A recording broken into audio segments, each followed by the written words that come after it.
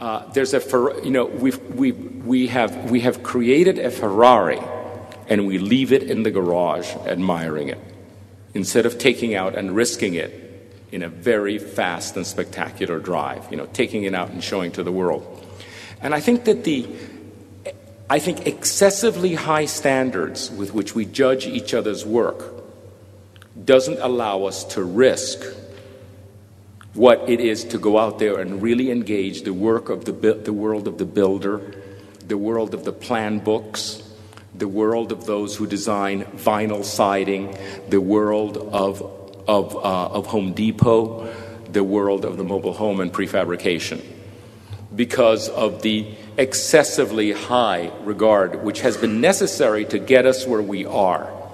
Where we are, it was necessary to be rigorous, not only to recover the craft of architecture, but to protect themselves from the depredations of postmodernism, where actually, in the pursuit of open-mindedness, all discipline was lost. Very correctly, the classicists have closed down the discipline to the canon. But now the canon has been recovered, okay, in an absolutely heroic 30-year campaign, of which virtually all of the heroes are in this room.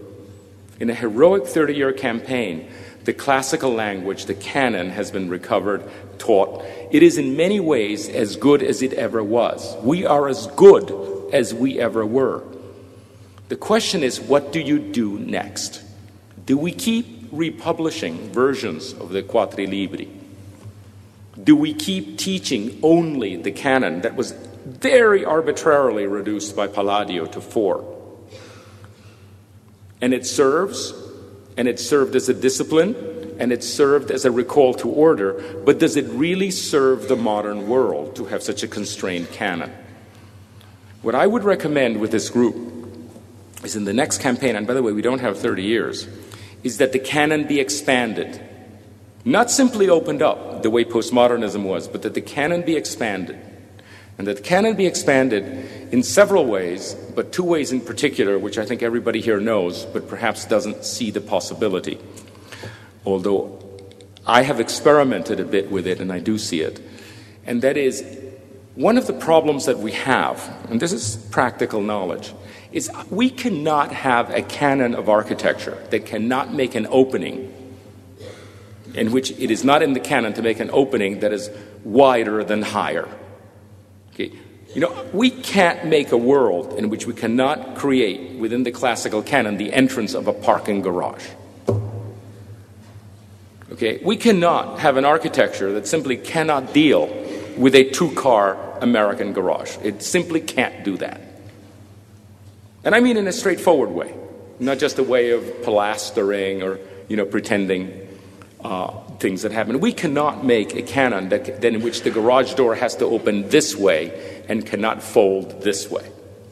The classical canon needs to be expanded if it is to be, as several of the speakers have said, of the 21st century, it needs to be expanded. And it is not necessary that it be experimentally done, because we have one enormously brilliant architect in front of us, and that is Frank Lloyd Wright and the Prairie School. Now, you can take Frank Lloyd Wright 2 ways. You can say he was the beginning of the fall. He was the one that discarded traditional architecture. But you can also look at Frank Lloyd Wright this way, and it just depends how you look, what glasses you put on. He was the last and greatest of the Greek Revival architects. The last and greatest of the Greek Revival architects. He was the one that, instead of taking the Parthenon and all of its constraints, took the Erechtheion and all of its freedoms and made an incredible architecture of it up to 1910. And then it's up to you. It's a matter of taste. But Frank Lloyd Wright, up to 1910, and the other Prairie School architects, the way they perforate the buildings, their moldings, the way they can span easily greater than higher, and the composition, which is diagonal and irregular, localized symmetries instead of the need for overall symmetries, which is one of Palladio's greatest, I think, problems, is the way he demanded overall symmetry instead of localized symmetry. Frank Lloyd Wright and the work of the American Prairie School architects really must be brought into the canon if we're to deal with the 21st century. The other, I think, great architect that can contribute is Joseph Plečnik. And what Plečnik contributes, he took the classical language, obviously he knew perfectly, and he brought into it a folk vernacular. He understood folk architecture. You know, that imperfect, but that the incredible vitality of the untrained eye. What my brother Douglas calls the vernacular mind. Not the vernacular, which is something that can be learned, but the vernacular mind. That way of thinking, that flexibility, the ability to make some composition out of circumstance, of the imperfect, of materials that are not noble, but in fact materials that are found materials, of working with anything and everything in every circumstance, and actually craft but not perfection. That kind of thing is extremely important, I think, for the architecture of the 21st century.